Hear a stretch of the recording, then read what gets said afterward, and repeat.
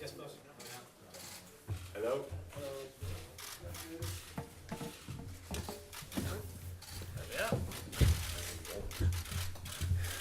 Hi guys, just while the photographs are taking place, just a bit of housekeeping. I'm not sure if everyone's in the room's aware, but there's been some travel problems for our guests from Slovenia. Therefore, I don't think there's any Slovenian journalists in the room. There's one there. If it's okay with you, sir, if our translator, who's to your right-hand side, they'll look after you. It means we can get more questions in the press conference by taking them and giving them in English, so there's no need for concurrent translation, so thank you. I'm told that their press conference will now be 8:30 this evening, but UEFA will confirm all that once we've completed our media duties. Liverpool's training remains 5 o'clock for the media at Melwood, and you've all got those details anyway, so...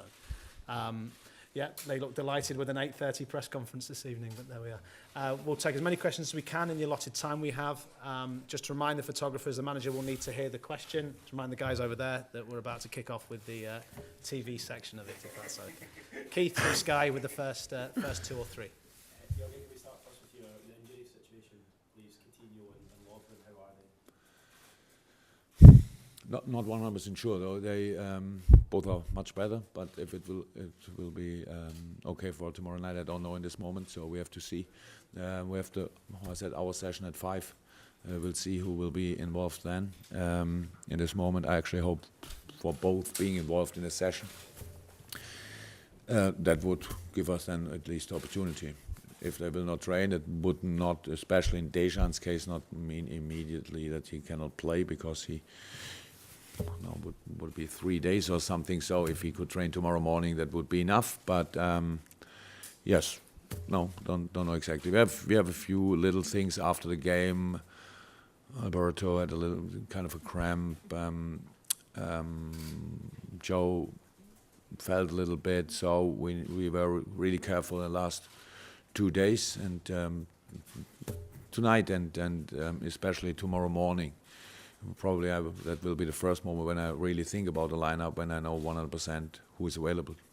Are you tempted to maybe sort of not take a risk or rest a couple of days? I never take risk actually with lineup. So if a player is playing, then we expect him at 100%. So that's a clear thing. So it's not if he tells me I have a problem here or there. Then it's only one talk with the medical department, and what does it mean? So if you feel kind of a bruise or whatever, a little knock somewhere, that's not a problem. But all what's when muscles are involved, then we never take a risk. So, but probably I know where your question is leading to. I don't think about rotation. I think about having a 100% spot-on team tomorrow night, and that's all. And I think I said a few times when I think about lineup, the last game has influence because that means we have to see how the people came through it. But the next game has never influenced. That's not possible. So yeah, we will line up tomorrow the strongest side.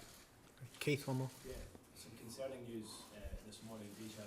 Yeah, sorry, Keith, I'll interrupt on that. We're not going to take a question from the top table on that. It's too serious. The managers come straight to the press conference and the players aren't reporting until later. So the manager would be commenting without having spoken to the player or really seen what you're talking to. So if it's okay, I'll deal with you after that. Anything else on the football before I hand over to Pete, or one more? 7-0 in the reverse section. You set the bar pretty high for this one. Yeah.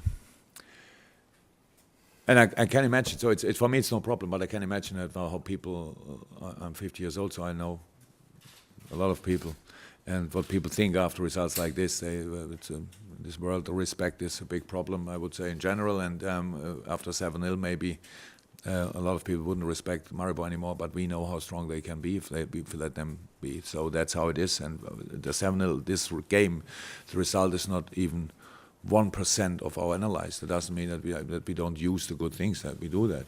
We have to, because we have to do it again. But yeah, maybe it's a challenge for a lot of people to be 100% spot on, and that's my job is to make sure that we are 100% spot on. Don't think about result. You never should think about before a game. You should think about result before the game, and we want to win this game. That's 100% clear. If we win it 1-0. I'm fine. So we want to have the 3 points, we want to have a clean sheet, we want to have a better position after the game than we have now, and that's all. And the other game, thank God, is already 2 weeks ago or something like this. We had a few games in between, so better ones and not so good ones. So yes, we will be 100% focused. Okay. I'm going to go Peter next, and then Juliet and James. So we will go around the room. Peter, a couple for you. Jurgen, this group's looking good for you. If you win the next 2 games in the group, you top the group through to the last 16. Am I right? So how big a bonus would that be for you in terms of the bigger picture and the bigger picture of the season as a whole? Germany, if you're saying you should not split, I'm not sure, the bear before you shot him. Sorry. Maybe not the nicest comment, but it's yeah. So we how can I think about if we win the next 2 or whatever? So it will be really difficult to win both of them. I think we play tomorrow in Maribor, and then it's away at Seville. I don't think they lost a lot of home games in the younger history.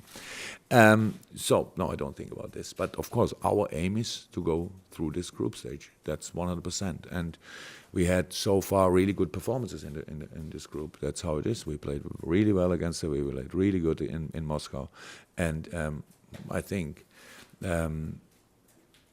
Anfield always should be a fortress. So that means we have to win our home games, and that's tomorrow not different than in all the other games. And take whatever we can get. If we perform well, try to win at Seville, of course, but get a result there. That's all clear when we have these games. So in this moment, it's all about Maribor, and really the group with the last result maybe between Moscow and Seville was. Everybody thought, oops, what happened there? If you saw the game, it was even more strange. Seville was really good. They had a lot of chances, a lot of good situations, but at the end it was a clear result because Promise played this night, who didn't play against us, a quite decisive player. So this group is still open, but I don't care about the group. I care about us, and we all want to go to the next round. That's for sure, but that was clear at the beginning. Gentleman at the back of the room before we go to James from Merseyside. Yeah. You said before about trying to keep the team at 100% and they're going to be 100% more. Seeing it's a specific situation as you won the previous match 7-0, any difference in preparation or special techniques to get the players 100%? No, I think as a football team, as a professional football team, we at one point we really should trust each other that we are really always ready. So my team didn't give me a lot of reasons to be concerned about that. So we know how important it is for us. We know how hard we fought for this Champions League, and how we would let's slip it through our fingers, if you want, only because of we are not at 100% concentration, attitude, readiness, stuff like this. That would be really crazy. It's difficult enough to win a football game. It's like this. Even when you are at 100%, it's still difficult. And the last game started really well for us. We had the early goal, could score the next one not too long after that, and the third one, and that didn't feel like 100% decisive already. Like we closed the game, not because of our performance, only because Maribor always still played a little bit football. We lost one challenge. They were in front of our goal and stuff like this. I had too many football games in my life to be to feel relaxed or whatever before a game like this. It's Champions League. They deserve to be in Champions League. We deserve to be in Champions League, and we decide with our performance if we deserve to stay in Champions League, and that's all what we are thinking about. Okay, I'm going to go to James from BBC Merseyside. You spoke last season about the fact that your team were perhaps still learning about the experience of winning and competing for trophies. Do you feel that this year in the Champions League that is a development that your team is going through? Do we talk now? If I say now yes, is then the headline tomorrow? We will win the Champions League, or what? Only to make it sure that that there's no misunderstanding. Are you still learning how to be a team within the context of the Champions League and one and a half weeks ago, we lost against Tottenham. We were really disappointed. We put in a bad performance. It was not good. It was not good enough. We made it life much too easy for Tottenham, stuff like this. How can I now? So now, okay, it's another competition, but I never ignore performances, not the good ones, not the bad ones. So I work with it. That's how it is. And whatever I could say now would not change our ambitions, would not make it more likely that we win something, or would make it impossible to win something. We have to prove on the pitch. That's what we have to do. And that all the time, again and again and again. That's what we have to do.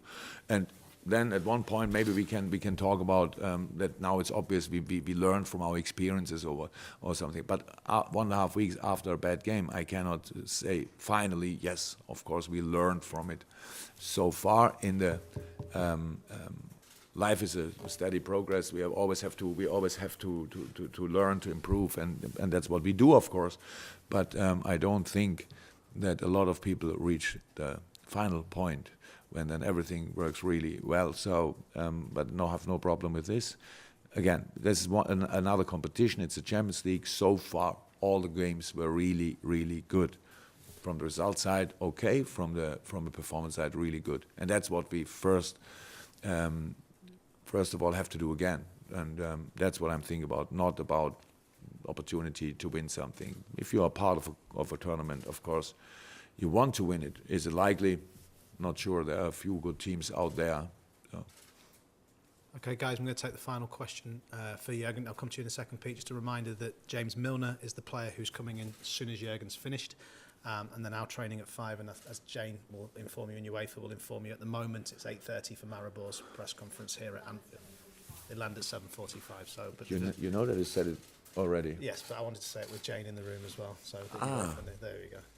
See, there's a reason for it. Maybe Final, in 5 minutes again. Anything from our Maribor guest before we go? Mr. Klopp, after the loss against Liverpool, Maribor went and won 2 games in the home championship by 1-0. Did you maybe watch those games? Did you see some changes? Do you expect some adaptations in Maribor's performance tomorrow regarding to the first game that they played? You never can be sure about lineup, but they changed lineup.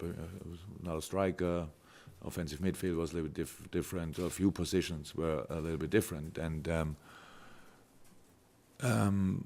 fortunately, I don't know the name of the second team, but one game was against Domsale, right?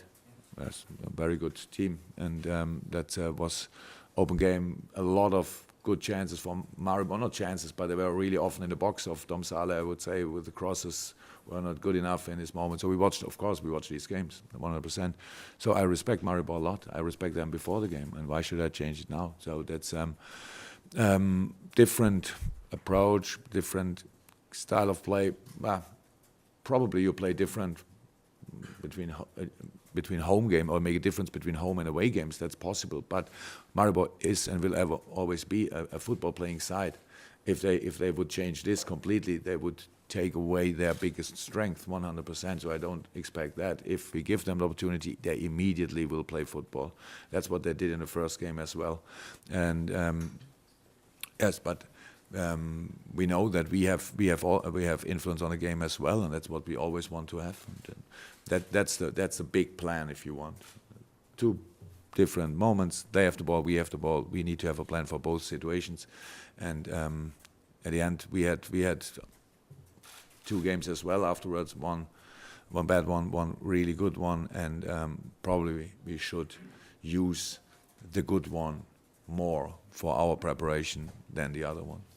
Is that okay for our single visitor from Maribor? Are you happy with that? Okay, good. Peter, for the final question. Yeah, can you just have an update on Marley and Lallana, please? Just they've been missing for a while. Are they close to being back on the list? Yes, it looks good. Both looking good. Sadio had this morning kind of a clearing session before he comes back to training. We have to see how he will react on this. The session was good, how I've heard, and of course will not be in the squad. He is now tomorrow more a down day when he's kind of recovering from today, and then on Thursday he should be in training. Whatever that means, we will have to see then. Adam will be part of team training then into the national break.